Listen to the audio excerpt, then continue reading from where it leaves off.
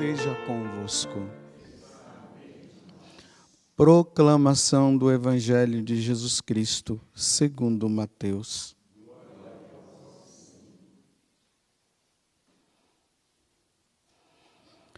Tendo Jesus descido do monte, numerosas multidões o seguiam. Eis que um leproso se aproximou e se ajoelhou diante dele, dizendo: Senhor, se queres, tu tens o poder de me purificar. Jesus estendeu a mão, tocou nele e disse: Eu quero, fica limpo. No mesmo instante, o homem ficou curado da lepra. Então Jesus lhe disse: Olha, não digas nada a ninguém, mas vai mostrar-te ao sacerdote e faze a oferta que Moisés ordenou, para servir de testemunho para eles. Palavra da salvação.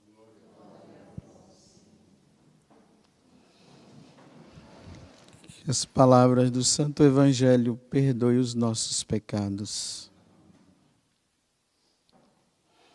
Como eu havia dito ontem para vocês, aquele chamado Sermão da Montanha terminou, encerrou-se ontem. E aqui fala que quando Jesus ele desce do monte, uma multidão seguia. Então significa que o povo entendeu, né? Eles aderiram. Nós queremos então te seguir, nós queremos ser santos então. Queremos a fidelidade. E interessante que São Mateus já coloca logo de cara um leproso. E a lepra, ela é uma doença terrível. Se não houver cuidado, ela destrói a pessoa por inteiro. Imagine se você pegar lá entrar na internet e ver as imagens, né, das pessoas que estão com lepra, são imagens terríveis. Pessoas que perderam o nariz, outras que perderam os dedos e perdeu a mão, outras que o pé já está todo carcomido, já não tem mais jeito. Graças a Deus a ciência ela teve um avanço muito grande, hoje já se tem como cuidar desta doença, né? Mas imagina isso no tempo de Jesus, que não tinha médicos assim especializados para esse tipo de doença. Então as pessoas elas eram jogadas, né? Eram colocadas em lugares bem distantes. Elas não tinham contato com a sociedade. Eu fico imaginando um filho que não podia ter contato mais com seus pais, ou vice-versa.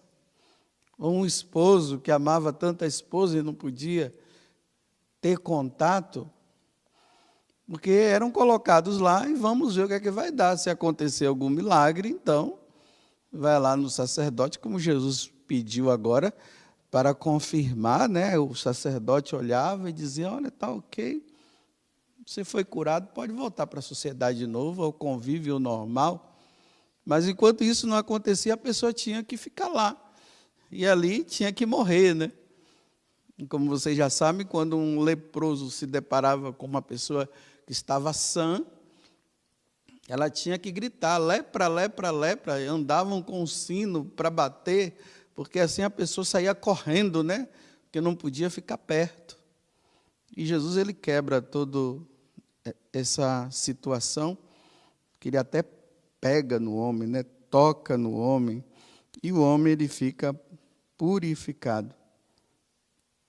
E aqui tem essa atitude dele, ele vai diante de Jesus, se ajoelha.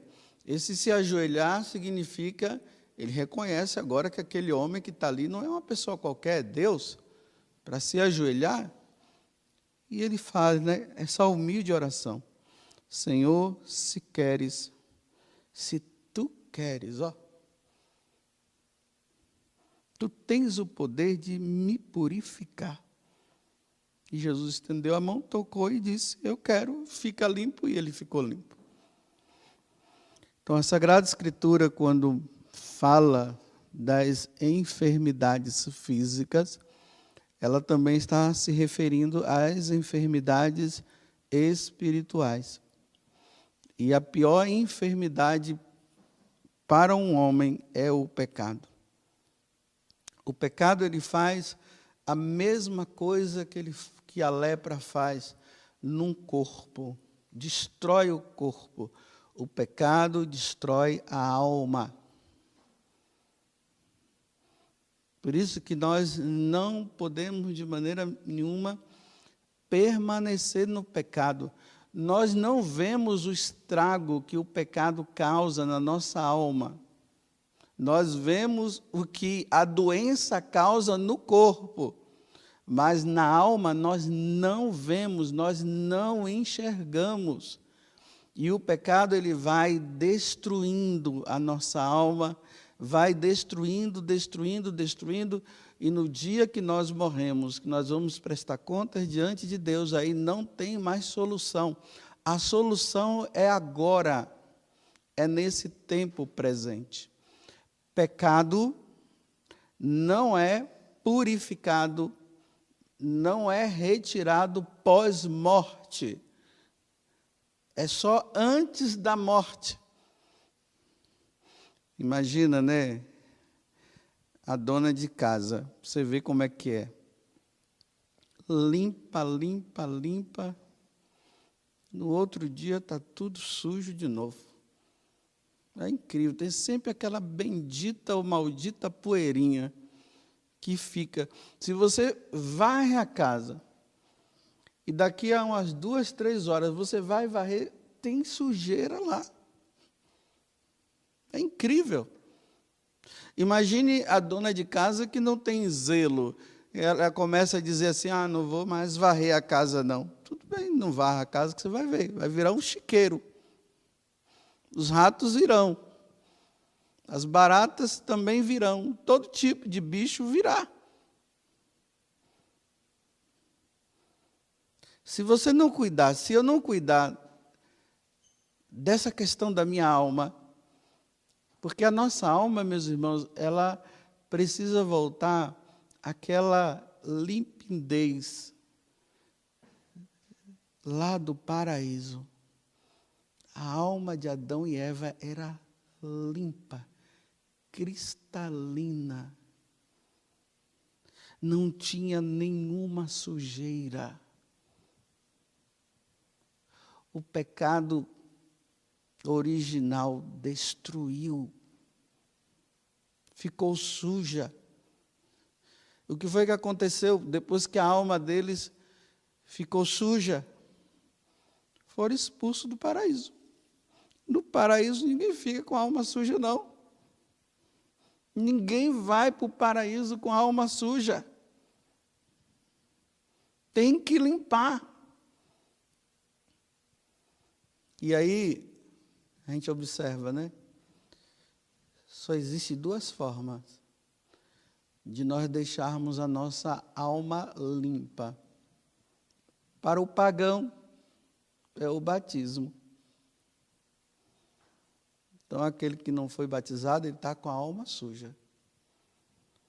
Quando ele se batiza, a alma dele volta ao estado de inocência original. É até interessante, né, que uma pessoa que morre num estado, uma pessoa que está em pecado, não é batizada, vamos dizer um adulto, né? Se ela morre, se ela é batizada e ela morre, ela vai direto para o céu. Imagina, a pessoa está ali, ela é batizada, em seguida ela morre, ela vai direto para o céu, não vai para o purgatório, não. A alma está limpa, o batismo limpa. Só que depois do batismo, a nossa inteligência, ela fica obscurecida. Por isso que é difícil para nós entendermos as coisas de Deus. Nós precisamos contar com a graça de Deus, é um esforço nosso. Deus nos dá a graça, nós vamos nos esforçando numa leitura, numa vida de oração, aí nós vamos tendo a compreensão das coisas de Deus. E aí nós vamos tendo noção do que é o certo e do que é o errado. E a outra coisa que o pecado causou é que a nossa vontade, ela ficou enfraquecida. É por isso que a gente tenta e de repente, né, a gente faz uns propósitos por aí, eu não vou mais mentir, de repente está mentindo. Não vou ficar com raiva. Não faz esse propósito, não. Você diz, eu vou tentar, vou lutar, porque ainda mais que a raiva não depende de você, depende das pessoas que estão ao seu lado, né? Elas que fazem você ficar com raiva. São elas que fazem a gente ficar com raiva. Então, a nossa vontade, ela fica enfraquecida. Então, pós-batismo, nós vamos ter que buscar a confissão, porque aqui é a segunda solução. Para o pagão, o batismo. Para o cristão, o confessionário. Não tem jeito. Existem pecados que nós vamos lutar com ele até a morte. Mas aqui eu não estou nem me referindo à questão de pecado mortal, porque o pecado mortal ele tem que ser eliminado da nossa vida. Eu estou dizendo esses pecados veniais que vão acontecendo no nosso dia a dia, né? Uma raivazinha que acontece, um mau pensamento que vem, essas coisas vão nos acompanhar e nós vamos ter que lutar. Aí o diabo, muitas vezes, ele diz assim, você não vai conseguir não. Para quê? Para você parar de se confessar e acumular, porque um pecado venial acumulado, ele pode se tornar mortal. E é isso que o demônio faz. Então, como aquela poeira, né, que fica ali em cima da mesa, a mulher passa o pano, depois passa aquele óleo, aí bate assim e diz, está limpinho. Nossa, dá uma olhada assim, está brilhoso.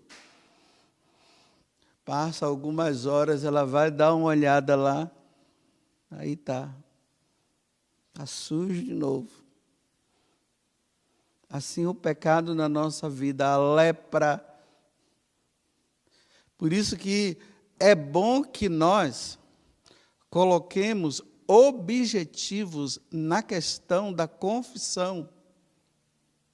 Né? Tem pessoas que dizem assim, uma vez por mês dá para mim. Ainda mais que eu não estou caindo em pecados mortais, uma vez por mês dá para fazer essa limpeza. Tem outros que dizem, não, para mim tem que ser de 15 em 15 dias. Tem outros que dizem uma vez por semana. Imagina, diz que Dom Bosco, tinha outros lá que se confessavam todo dia. Queriam estar sempre com a alma limpa. Não podia de maneira nenhuma ficar suja. Porque Deus ele tem o poder de fazer com que a nossa alma ela volte ao estado original. Quando a nossa alma volta ao estado original, nós podemos dizer que estamos prontos para entrar no céu. Se não estiver, não tem como a gente entrar. E aí entra aquilo, né, que eu sempre falo aqui para vocês, é sempre bom relembrar, pecado mortal leva para o inferno, venial para o purgatório, mas está salvo, leva um tempo. Aí é Deus que vai determinar o tempo que aquela alma vai ter que passar pela purificação, é Deus quem determina. E se morre sem pecado, vai direto para o céu. Mas que estado de lepra você está? Tem pessoas que estão na lepra mesmo, porque não se batizaram. É incrível, nós em pleno século 21, nós encontrarmos pessoas adultas que não foi batizada. Primeiro por uma ignorância, porque o protestantismo, me desculpe, entrou no catolicismo e tem pais católicos com essa ideia protestante de dizer que a pessoa tem que esperar ela crescer para ela escolher a vida dela, e aí ela vai escolher se ela vai se batizar ou não. Imagina você esperar o seu filho ficar grande para ele decidir. As pessoas estão morrendo antes. Tudo bem, entre aspas, né? Se a pessoa fosse morrer depois dos 100 anos, tudo bem. Mas estão morrendo antes. Como é que um católico vai ficar esperando o seu filho para batizar quando ele crescer? Porque é ele que tem que escolher. Enquanto que se pode o pai e a mãe já introduzir o seu filho no caminho da santidade. Tudo bem se lá no futuro ele resolver ser até o problema dele, mas a parte os pais fizeram. Que bonito, né? Antigamente os pais eram assim, a mãe dava à luz, porque não ficava cortando barriga também, né? Dava à luz, o parto era natural, e às vezes no mesmo dia já levava para a igreja para ser batizado, porque já queria que o filho já entrasse em estado de graça. Imagine você ficar deixando o seu filho em estado de desgraça até quando ele quiser.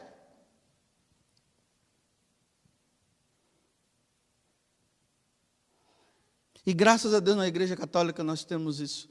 Mas como eu estava dizendo, meu Deus do céu, você anda por esse mundo aí, você encontra pessoas adultas que não foram batizadas.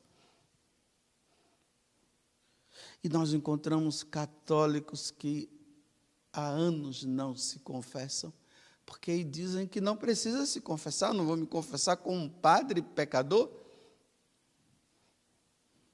E não confessam? Não, eu me confesso no quarto. Que garantia você tem que realmente Deus concedeu o perdão a você? A garantia é só no confessionário. Só diante do sacerdote, não tem outro jeito.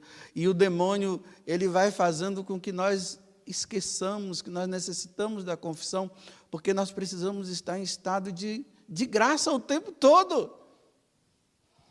Esses dias lá, o seminarista contando, né? Quando eu falei para eles, dizendo assim, vai lá que durante a noite você cai em pecado mortal, né? E não encontra um padre, aí depois morre, e depois todo mundo vai dizer assim, era um santo e morreu em pecado mortal. Aí eu faço assim, eles ficam tudo pensando, né? E é para pensar mesmo. Aí quando foi no dia seguinte, um dos seminaristas disse assim, padre, aqui numa cidade bem próxima, aconteceu um fato que eu me lembrei do Senhor. Aí ele disse, o quê? O que foi que aconteceu? Ele disse, um homem estava trabalhando lá, eu não sei se foi numa loja, eu não sei onde é que foi. Aí ele disse que tinha um elevador assim, uma ponte, ele falou de ponte, mas eu não entendi direito a coisa, que ele tinha o controle na mão, e era aquilo que fazia subir e descer. E ele estava fazendo a manutenção lá, e ele foi com o controle. E de repente ele estava lá fazendo a manutenção, né? De repente ele, sem querer, ele apertou. O negócio subiu e esmagou ele. Ele morreu esmagado. Aí vem aquela perguntinha que eu sempre faço, né? A questão não é ele ter morrido esmagado. A questão é como ele morreu. Em que estado estava a alma dele? Ele estava em estado de graça ou não? Quanto tempo fazia que essa pessoa não se confessava? Ela ia na igreja, ela recebia os sacramentos, ela tinha realmente uma vida de oração? Eu ainda perguntei para ele, gritou? Aí, eu não sei, pai, desses detalhes eu não sei. Aquele homem esperava, saindo de casa, não sei se é casado, não sei, saiu de casa para trabalhar, ele sabia que ele não iria retornar mais. Não retornou mais. Mas como ele morreu? Aonde ele está? A alma desse homem está aonde? Está no purgatório? Está no inferno? Ou está no céu? Isso vai depender de como ele estava. Eu só sei que esse leproso, quando ele viu Jesus, ele já, olha, o Senhor tem, se o Senhor quiser, pode me curar. Ou seja, Senhor, o Senhor sabe, eu estou em pecado, o Senhor pode tirar o meu pecado. É assim que nós devemos andar. Uma das maiores preocupações que nós devemos ter é do estado que a nossa alma está. Se ela está em pecado ou não. E se tiver, é preciso solucionar imediatamente. Termino com mais uma história. Em Lourdes, lá conhecida, né, como os grandes milagres que acontecem em Lourdes, da aparição de Nossa Senhora para Bernadette, um homem era católico, mas não praticava, não rezava, não se confessava, não fazia nada, mas ele foi visitar Lourdes, né? Então, chegando lá, muitos peregrinos para lá e para cá, andando para lá e para cá, e ele ali, ele encontrou um padre. Ele disse: Senhor padre, eu estou aqui com um dinheiro, e uma pessoa me pediu que é para o senhor colocar na missa pela alma de tal pessoa. O senhor poderia fazer isso? Aí o padre disse: meu filho, nós padres não precisamos desse dinheiro. Mas eu estou preocupado com a sua alma. Você vai se confessar? Aí ele: já vem vocês com essa história de confissão. Eu já tinha dito que eu vim aqui e a única coisa que eu não queria saber aqui era de me confessar, e já veio o senhor com essa história de confissão. Aí o padre disse: meu filho, não tem problema não, venha cá. Venha, me siga, vamos ali na gruta. Aí chegou lá, né, tem o rio Gap, né, o Gave, não sei. Estava o rio lá, e do lado de cá, né, estava a gruta e aquele monte de gente rodando. Aí o padre disse: vem cá. Ele pegou a chave e entrou na gruta. Aí o padre mostrou para ele a imagem de Nossa Senhora. Aí a pergunta que ele fez foi: o que a gente faz aqui dentro? Aí o padre disse: aqui, meu filho, a gente só reza. Aí o padre se ajoelhou e ele acompanhou o padre e se ajoelhou também. Aí veja como o homem vai sendo tocado pela graça de Deus, né? Se foi por respeito humano ou não, só sei que ele se ajoelhou junto com o padre. Quando o padre viu, disse: opa, aqui tem coisa boa. Então ele se ajoelhou e ele fixou, e ficou lá. Enquanto ele rezava, o padre disse: minha Virgem Maria, cuida desse homem, esse homem precisa se confessar. Esse homem não pode morrer na condição que ele está. Aí, de repente, rezou, aí o padre disse assim: você não quer se confessar?